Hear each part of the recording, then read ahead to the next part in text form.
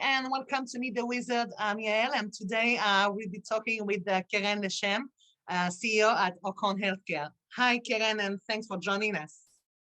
Hi, Yael. Thank you for having me today. Actually, I'm very glad to have you for many reasons, and I'm pretty sure we're going to have a lot of topics to talk about. But first of all, could you please give us some words about you, about your background, and what you are doing today? Sure. Well, I'm currently in the role of CEO at OCON Healthcare. OCON stands for O Configuration. That means that we have a really cool circle or three-dimensional drug delivery to the uterus. So we deal in women's health. And we have a platform of products to deal with an array of conditions and diseases in women's health. I'm really happy to be leading a company that I can relate to, all of us women can relate to, with a great team of now 90% women, included everywhere, from the board to the management to the staff and team. So that's great. And I also try to help as much as I can from my experience to younger or maybe first time, second time entrepreneurs that are trying to bring to life ideas so they don't have to go through the whole, perhaps, cycle that all of us have gone through, but maybe get a little help. Sounds amazing. So I would love to talk with you about mentoring, actually, because I know how much you're involved in mentoring into different circles to mentor young entrepreneurs, not only women, actually, but you're also helping female leaders to find a way and to find the way to be a great female leader. So, and I know how important it is for you. So please, could you please talk about more the mentorship? Sure. Do you know, I just thought about this question as you're speaking, and I'm thinking that us women, we make decisions every day about our bodies, our children, our families, our health, our family's health. We're so involved in everything that goes on at work, of course, and at home with our parents. And I think that it's super, super important to help, especially women that want to make a change in whatever organization they feel they need to make change, and to really help them make decisions that would help their career and their personal development. I was very lucky to have many, many different mentors and friends throughout my journey, both women and men, by the way. So, so I do that, and everybody knows that my door is always open to whomever, wherever they need to contact me. I'm always available for a call, for a chat, for some advice. I love to learn and to listen to new ideas and strategies. It helps me on my journey as well, right? So we teach and we learn. And so I do that. And I do that officially through some organizations such as 8400, the healthcare network here in Israel. But I also do it through other organizations abroad, such as Femtech Lab and LSX Women's Leadership. And so I feel very privileged to really meet incredible, incredible entrepreneurs with amazing ideas, trying to bring them to life. And do you think there is something that characterizes a female leader as not as opposed as male leaders, but maybe in their way of to undergo entrepreneurship, or in their creativity, or in their way to react to the challenges? Yeah, of course, we're different. We're all different. Even within the women I mentor directly, there's such differences. I think we're very educated. I think we're very emotional. I think we're very committed.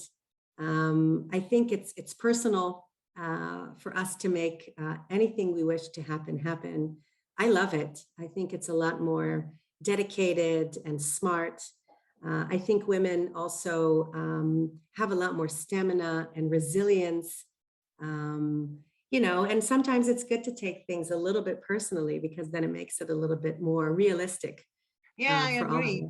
I tend to agree with you. I mean, as a new entrepreneur myself, this is something, I mean, I feel like my feminine side and the fact that I'm taking things personally and even emotionally sometimes is an added value, because it makes me even more involved in what I'm doing. And it doesn't mean that I have to take things dramatically, but I have to take things seriously and being fully committed. And this is something, I mean, I tend to see a lot among my female colleagues, not to say that my male colleagues don't do it, but there is something in the female leadership that seems to be very much rooted in the emotions, besides the brain and besides the strategy. I mean, they are incorporating that, and this is my personal feeling. So this is great to Well, see that you share. especially when we look at healthcare, Yeah. and there is an underdeserved market that's called femtech or women's health. And I think, for example, one of the women that I'm now mentoring, she came from having a problem with a specific female cancer. I think that her sister had, and that gives her a lot more resilience and a lot more motivation to make sure that her cancer diagnostics company is successful, so that you can catch this cancer before it actually takes a toll on other people's lives and families. So yes, I really enjoy what I do. I feel very privileged, and I learn a lot. Amazing. You talked about femtech, and I think it would be great to remind everybody what it is under this tag of femtech.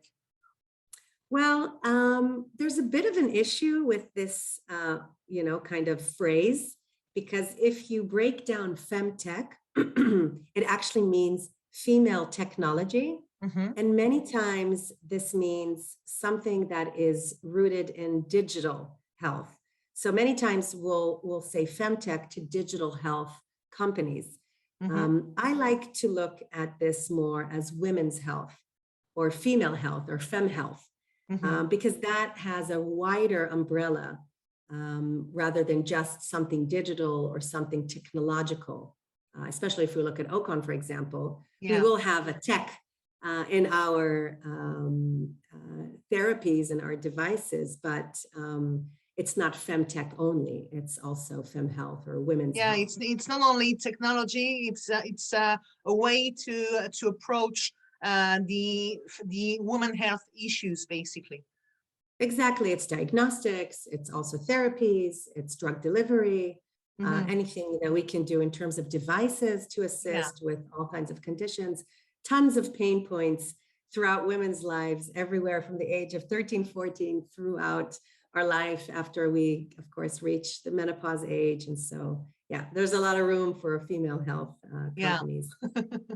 And I heard a lot of about femtech and female women health lately in the past years, and this is a topic that became quite popular.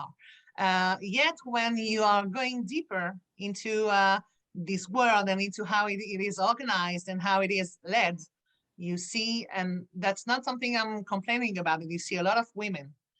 And do you think there is a reason for that, to see that many women in the leadership positions in the femtech industry? Well, I know both men and women, but I think that you're right. There's a lot more women that cater to, these types of companies, because it really deals with problems that we have. I think that men are less either interested or know about or care to discuss. But I think this also gives us a way of leading and being leaders in organizations and projects and in society where we may not be in a leadership position in other territories or technologies. I can tell you that before I joined OCON, the former management, the CEO was a man. And I can tell you that when a woman leads a company that deals in women's health, it looks completely different, because we talk about our products and our solutions and our markets in a way that men, can't do. They really can't do. They cannot even relate to what we feel, know, and deal with. So you personally think that this is a good thing that female leaders are taking things in hands when it comes to femtech, because they are so related on a personal aspect that they can deal with the issues in a better, more efficient way? Yeah, I absolutely believe so, but I think we also need to see a lot more women in positions of Yeah. funding.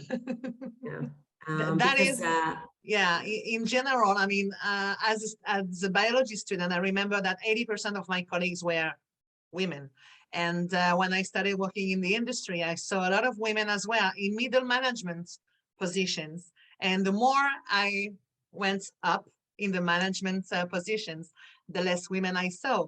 And this is, I mean, femtech is quite an exception in that sense, because you see a lot of women in every position, even in top management as yourself. So maybe that's the starting point of a revolution for female leadership in healthcare and biotechnology, which I hope. This is, we yeah, have to start I hope so somewhere. too. You know, I just left an investment meeting. There were 7 men in the room and me.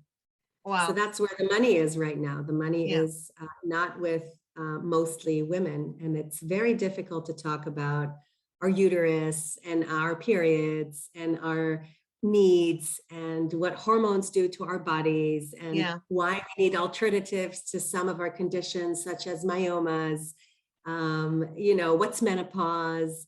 It's a whole world where these men look with a blank stare. Yeah. And so the pitch really changes when men sit in the room. I talk about the markets, I talk about the opportunities, I talk about, you know, what women choose and why. And with women in the room, we talk more in relation to how this will help, how much impact this will make, why this would change women's health or improve women's health.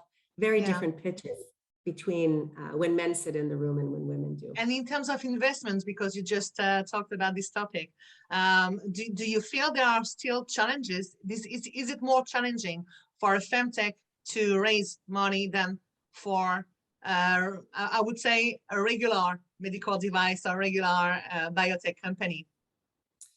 I want to say yes. I think raising money is not easy in any company. I come from ophthalmology and I've done a lot of other disease areas. So I don't think, you know, raising money is easy. But I think in women's health in general, most of the time, and this doesn't relate to OCON, but this also relates to a lot of the companies that I mentor and help. Many of these companies are either very small, very young, have one product or one app. And so it's very hard to get traction when you have so many little pieces of the puzzle trying to go out and receive some sort of endorsement and funding. Yeah. It's very difficult, especially when we need better diagnostic tools. Diagnostics is not, you know, one of the major investment areas these days anyway. People want to have therapeutics more. Yeah. So it's a double, you know, it's a double challenge, basically.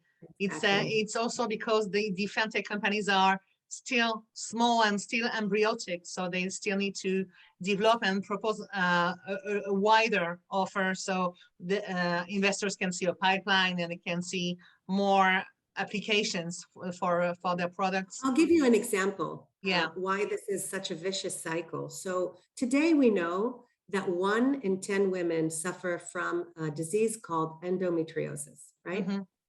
Yeah. I can tell you that it's at least 3 or 4 women out of 10. It's not 1, but we don't have diagnostics to be able to diagnose this disease. It takes between 7 to 8 years to diagnose it. Women are told that they're crazy. Women are told it's mental. Women are told, it's going to go away. Don't make such a big deal out of it. It's, you know, excruciating pain. This means that some of the endometrium cells migrate into other organs in the body, and that's where they kind of operate. It is so painful.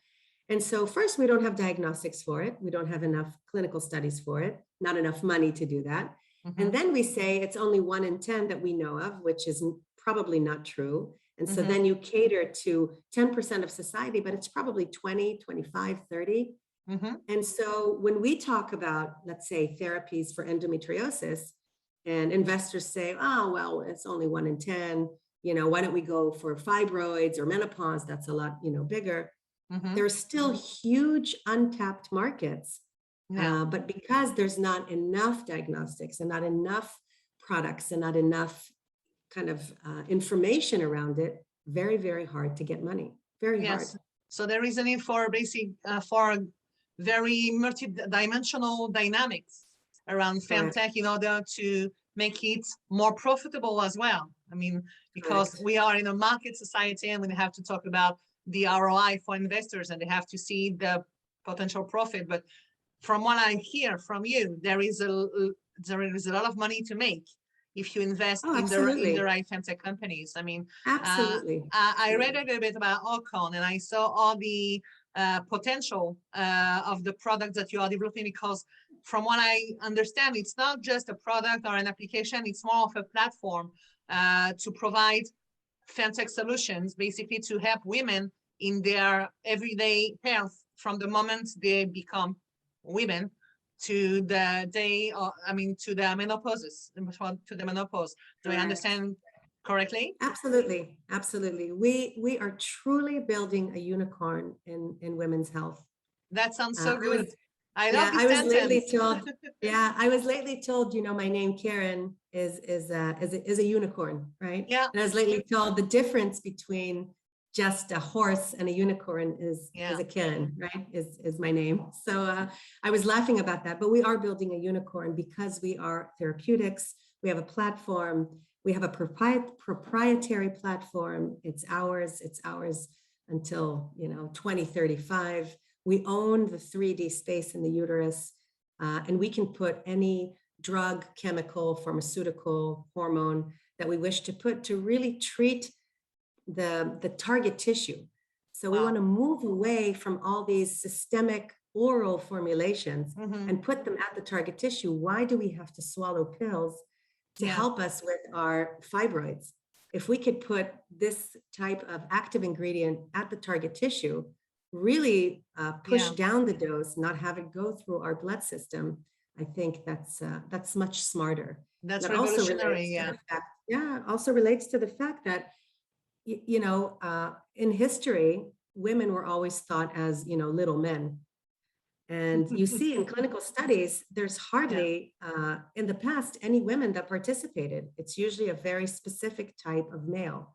And unfortunately, you know, we have different metabolism, we have different organs, and I'm not talking about the brain, I'm talking about our uterus, which men don't have, and we're different creatures. And so I think there's still a lot of work to be done that really focuses on women's health. And we're here to do our little part. This is probably why what you talked about just earlier, that the fact that we are underdiagnosed because we are not even included into the statistics health-wise. So there is a lot of things to do and a lot to look forward. I just noted that you talked about your management team that is very much female. Besides being female-led, do you think, I mean, how do you see your management team? Do you think that the fact that there are a lot of female help for the synergetic action? Do you think that this helps for the everyday management of the company? Well, I was recently asked, what's the hardest thing about managing women? And I said, well, it's, you know, getting into the office and actually reaching my own personal office because of all the talking that we do. So, but joke aside, I don't know to say if it's all women, but I know that this team that we built and put together, this family that we have around our products is amazing. And I think women, once they have the freedom to operate and to do their jobs and to do their jobs well, I think that the sky is the limit. They really have ownership of what they do. So women aren't looking for, you know, jumping from company to company and this, they want to make good money and they want to have autonomy to do their job. And this is exactly what we do here. I have autonomy, I give my team autonomy, and then we put our minds together strategically to really help each other think. I think what we've built here is really, really special. I can't say that all women are like that, but I can tell you that the team here at OCON that we built is just incredible, really incredible. Everybody kind of lifts everybody up. Everybody's problems is everybody's problems. Even though I tell my team members, what's your problem? Yeah, go fix your problems. It's not my problem. But we really do collaborate. I think that each has their own little kind of kingdom that they need to manage and operate. And it's contagious, right? When you come with a big smile in the morning and you love your job and you love what you do and you do what you love, it's kind of contagious to the rest of the team and the rest of everybody. I think what you just said relates to two things you said before. First of all, the empowerment and the fact when you mentor, it's also to empower these young leaders, and the fact that female leadership is also connected to the emotions, because the words you are using to talk about how people are working and how the energy is diffused into the company is very much connected to emotions and to passion and to the fact that they want to be proud of what they are doing. It's not only a question of money. Of course, we all work for money and for achievements, but there is also something that is more related to something personal. And this is what I hear from what you are yeah, absolutely. And I always tell my team that giving back and also raising others help raise each other. Yeah. And there's so many examples of that. When I get contacted by female entrepreneurs or CEOs that are raising money or need help with messaging or storytelling or financing or anything they need or strategy, helping them helps me, right? Me meaning OCON, me meaning the whole entire world of women's health. Their success, their exits, their fundraising helps get more traction in this field. Yeah. And so we have to give back and we have to share our experiences. We have to lift each other up to be successful all together. If your company raises, excuse my French, a shitload of money, great. You know, talk about it. Let me help you celebrate it. Because if you manage to raise a lot of money and make awareness of this space, then this definitely helps me and vice versa. Yeah. So I really believe not only in empowerment, I really think that everyone needs a mentor. I have a mentor myself, of course. I mentor and I have a mentor. Up to today, you still have a mentor, right? Absolutely, absolutely. Amazing. We all need a go-to person. We all do. That's not part of our everyday company. Yeah. They always provide a fresh outlook on things. Yeah. And even if you kind of talk about your issues or challenges to someone who's not from your immediate group, for you to be able to talk about them also gives you a way to think maybe even more strategically about what can be done. Yeah. So it's actually so important to have a go-to professional as a mentor and also to give a supportive hug. I remember last year I was escorting an entrepreneur. She wasn't young, but she was, you know, really feisty and going. And I remember saying to her, you are doing such a great job. This is so wonderful to see how this is evolving and this is happening. And you did this and that, and this is what happened. And she sat back and she was so emotional about it because no one says that to us, right? We lead these companies and we lead, and it's so hard and it's so challenging, and every day there's a new something, and someone from the outside that you trust, that is your mentor, that is your go-to professional, tells you you're doing a great job because of, right? Or this is great that this happened because this is what I see. It's such a great supportive hug. We need that, right? We kind of need that. I agree with you. I mean, it's very complicated to go through success alone by yourself, and everybody, even, I mean, I remember I read a book that was called Even Wonder Woman Learned to Fly. And this is something that is really, that I remind myself along the way, because you always need a supportive hug. You always need a shoulder just to get a little bit of strength from outside. And this is what mentoring is all about. It's more than networking, because the power of the networking is very important as well. And I know among women, we have a lot of circles of networking that we can talk about and share experiences, but mentoring is something completely different in a way that you feel personally empowered. by this person that is here for you, but not necessarily to, to give you a hug without professional considerations. I mean, it's very linked to the strategy. It's not only just give you a hug. Wow. And if all else fails, I was yesterday talking to my mentor. She's a US MD leading an amazing company. And she was talking about her challenges. And I was thinking, gosh, she's so experienced. And for her to be able to talk about these challenges, so if all else fails, at least your mentor can also show you that they're human. They have tons of problems that they're dealing with. Absolutely. So it kind of makes you feel like, we're all dealing with it. Yeah. In one way or another. Exactly. Even the people, even the person I look up to is going through the same issues and the same questions. Wow. Exactly. That is so empowering talking to you. Would you have if you had to tell something to female leaders or to people interested in femtech, would you have something just for them to take home? Like a takeaway message, you mean? Yeah, yeah. Well, to any entrepreneur or company leader, I recently heard from another mentor of mine that sits on my board, a fantastic human being, a very high-end professional in the US. He said to me, pressure put on material actually makes it stronger. So the more pressure you have, you'll come out the other end a lot stronger. So don't break. Yeah. Wow.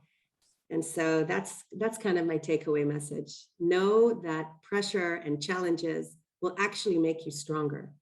And we know at OCON, we are still going through so many challenges, even today, that it's just going to make us stronger individuals, stronger as a team, stronger in terms of our product portfolio. It's just going to make us stronger. And so that's kind of my takeaway. And of course, we have to be very resilient. And if all else fails, I always say carbs and denial are your best friends. That is something I will take all these takeaway messages with me home. And yeah, thank you very much, Keren, first of all, for your time, and second, for all this positivity and all this optimism, because this is clearly something we need, all of us, not only female leaders, but all of us need to hear optimism and to hear, motivational sentences. So thank you for everything. And I was more than happy to have you today. Good. Thanks, Yael. And we should get some coffee soon. My pleasure.